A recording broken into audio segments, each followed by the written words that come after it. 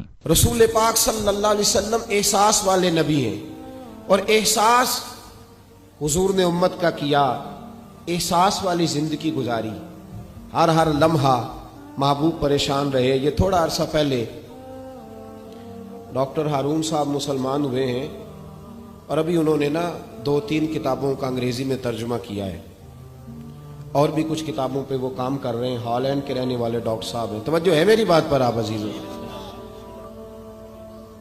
Doctor صاحب کہتے ہیں کہ میں نے یہ سنا تھا کہ مسلمان دہشت گرد ہیں، یہ بم بلاسٹ کرتے ہیں۔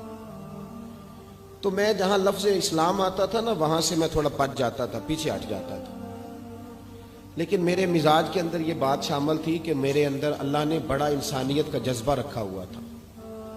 تو میں ایک تنظیم قائم کر رہا تھا، میرا خیال تھا کہ ایک ایسی جماعت بناؤں کہ جو پوری دنیا کے اندر اسلام، توجہ ہے میرے عزیزوں کی؟ کہتے میرا خیال تھا ایسی جماعت قائم کروں کہ جو پوری دنیا میں لوگوں کی خدمت کرے، اور بغیر امتیاز کے کرے، اسلام والوں کی بھی اور غیر مسلموں کی بھی۔ لیکن مجھے بڑا دھچکا رہتا تھا کہ مسلمان سخت گیر قوم ہے۔ میں نے بہت ساری جماعتوں کا منشور اور دستور منگایا، اور میں نے کہا میں اپنی جماعت کا دستور لکھوں گا تو پہلے ذرا سارا میں مطالعہ کر لوں۔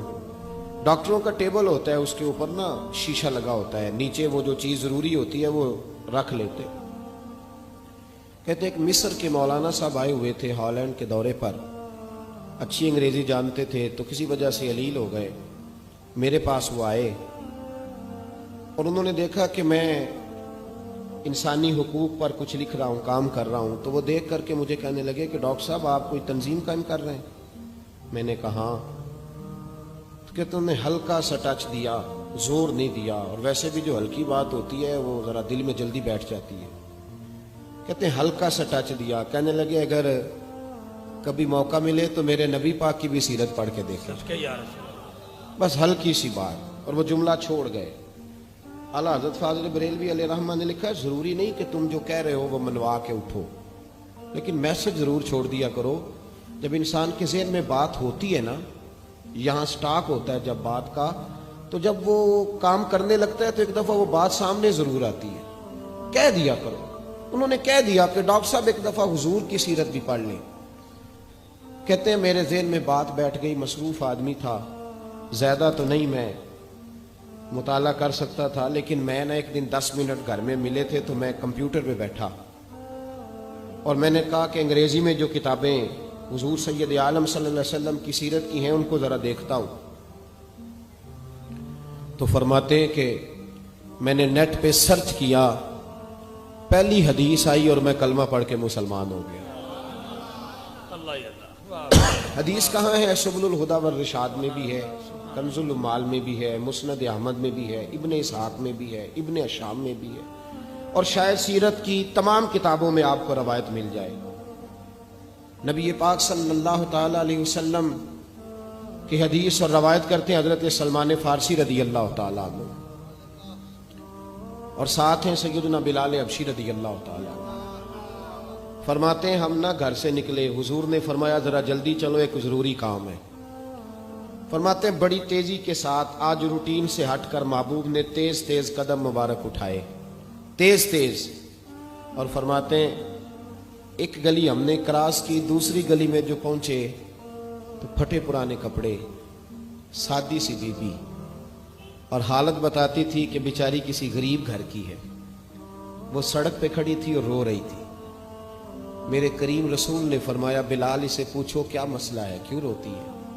تو حضرت سلمان عرض کرتے ہیں میں نے کہا حضور میں پوچھ لیتا ہوں، آپ جائیے، کام بڑا ضروری ہے جو نکلیں، میں معلومات کرتا ہوں۔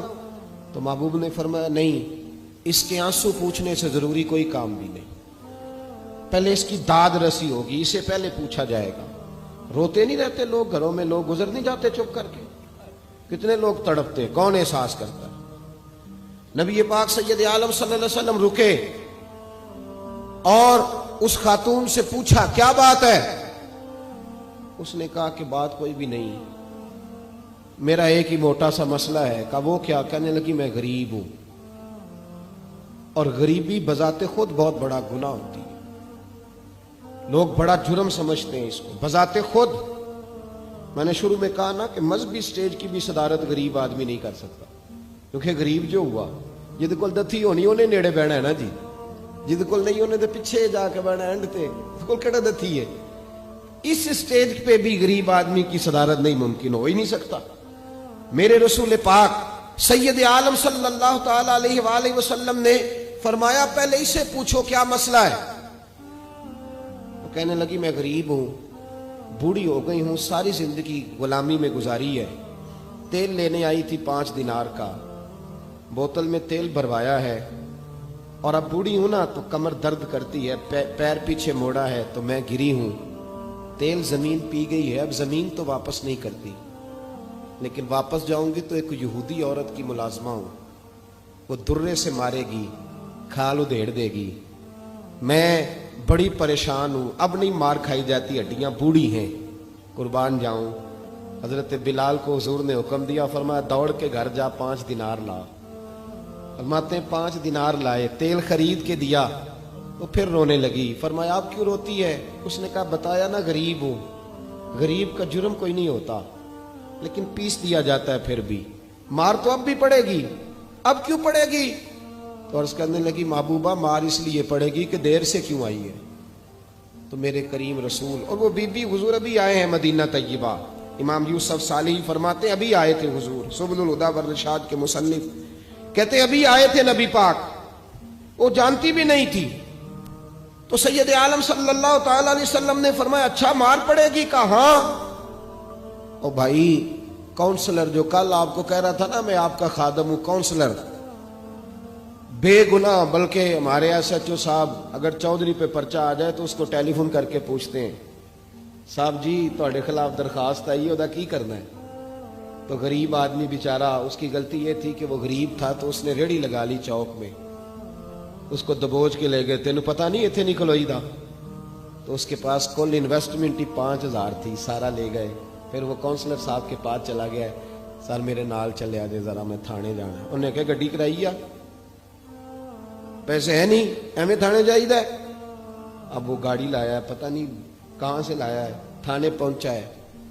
और ये है हमारा हाल कि वो एसएचओ भी बैठा है कुर्सी पे और काउंसलर भी कुर्सी पे बैठा और वो गरीब पैरों में बैठा है और हाथ बांध के कह रहा मेरी रेड़ी दे छो, मेरिया 4 धियां ने तो मैं शामी खाना खड़ना है। किधर गया उम्मत का वो ज़ौक़? सारी जिंदगी नाते सुनने वालों बताओ तो सही, नात ने तासीर क्या दी है रूह को? अगर अभी भी घाड़ी गरीब के पास खड़ी नहीं होती तो फिर क्या असर हुआ सारी जिंदगी नात सुनने का? मेरे मुस्तफ़ा करीम सैयद आलम सल्लल्लाहु ताला अलैहि वसल्लम ने फरमाया उस खातून से यहां काउंसलर साथ नहीं जाता, कहता कर दिया टेलीफोन, सवेरे 9 बजे पहुंच जाना। पर कायनात की सबसे मुअज़्ज़ज़ शख्सियत हजरत सैयदना बिलाल हबशी रज़ी अल्लाह ताला अन्हु फरमाते हैं मेरे नबी पाक ने फरमाया बीबी चल मैं तेरे साथ चलता हूं। गोया अल्लाह की सारी रहमतें उसके साथ साथ चलने लगी। और आगे आगे नहीं, सारी किताबें पढ़ लो, वो फटे पुराने कपड़ों वाली बीबी आगे आगे और अल्लाह के करीम रसूल पीछे पीछे। सारी गलियां उसने फिराई, मदीने की सहरा आ गया। एक दरवाजे पे दस्तक दी, से मालकन आई। वो बीबी बाद में कहती है मैं भी बड़ी डाढ़ी थी, ताकत ही नहीं थी मेरे सामने को खड़ा हो सके, लेकिन जब मैं बाहर निकली तो मैंने नूर के हाले में लिपटी हुई एक अजीम हस्ती को देखा। फरमाते महबूब के गोरे चिट्टे रंग के ऊपर काली जुल्फें और महबूबे पाक की मुकद्दस आंखें जब तक बात करते रहे नजरें जमीन पे झुकी रही। शर्मो हया वाले रसूल ने बड़े मीठे, बड़े धीमे, बड़े खूबसूरत लहजे में कहा। बरेली के इमाम फरमाते हैं नीची नजरों की शर्मो हया पे दुरूद। बड़े धीमे लहजे में फरमाया तेरी नौकरानी है तेरी। औरत कहती है मैं तो हुजूर के जलवों में महव हो गई कि सादगी में इतना हुस्न मैंने देखा ही नहीं, तेरी नौकरानी है। कहा तो मेरे महबूब ने फरमाया बेचारी की गलती कोई नहीं, इसे मारना ना, इससे तेल गिर गया था, नया खरीदते देर हो गई, रो रही थी तो मैं सिफारिश करने आया हूं। वो खातून कहती है किसी की नहीं मानी थी, पर महबूब के जुमलों में तासीर इतनी थी कख सवाद नहीं मिश्री अंदर, असा खंडा मी चख डिठियां, इन्हां सारियां शैवां नालों गल्लां सजन दियां मिठियां। فرماتے ہیں نبی پاک صلی اللہ تعالی علیہ وآلہ وسلم نے فرمایا کچھ نہ کہنا. کہنے لگی نہیں کہتی، میرا وعدہ رہا، کچھ نہیں کہوں گی. اب میرے حبیب نے پھر نظر اٹھائی اور اس غریبنی کی طرف دیکھا اور فرمایا تو اگر کہے تو میں جاؤں، تو اگر کہے تو میں خود بھیک دے، خود ہی کہے منگتے کا بھلا ہو، تو اگر کہے تو میں جاؤں. اس نے خراج پیش کیا تو چند آنسو گرائے. کہنے لگی محبوبہ جیسے بندہ نوازی. حضور نے رخ پھیرا. حضرت بلال کہتے ہیں میں پیچھے رہ گیا. میں پیچھے رہ گیا تو وہ دونوں بیویاں دوڑ کے میرے پاس آئیں. کہنے لگی بتا تو صحیح ہے کون، یہ بتا تو صحیح کون تھے. تو حضرت بلال کہنے لگی تم نہیں جانتے. جناب بلال فرمانے لگے یہی تو ہیں جنہیں اللہ نے سچا رسول بنا کے بھیجا ہے. بیبیاں دوڑ کے آئیں. کہنے لگی محبوبہ دروازے تک آئے ہو تو خالی تو نہ لوٹاؤ، مہربانی فرماؤ ہمیں بھی کلمہ پڑھا دو. ڈاکٹر ہارون کہتے ہیں وہ بیبیاں وہاں کلمہ پڑھ رہی تھی اور میں حدیث پڑھ کے کلمہ پڑھ رہا تھا. بھائی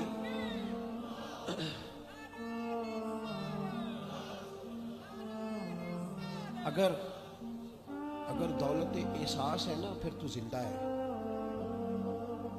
جو زندہ ہوتا ہے اس میں لچک ہوتی ہے، جو مر جاتا ہے وہ اکڑ جاتا ہے. اگر زندگی ہے تو پھر احساس ہونا چاہیے. اگر تیرے اندر زندگی ہے تو پھر احساس ہے، اور اگر تیرے اندر احساس نہیں رہا نا تو پھر زندگی زندہ دلی کا نام ہے. مردہ دل کیا خاک جیا کرتے، احساس سے مروت پیدا کر. تھوڑا سا دائیں بائیں بھی دیکھیں، تھوڑا پلٹ کر بھی دیکھیں کہ کہیں آپ کی ضرورت تو نہیں.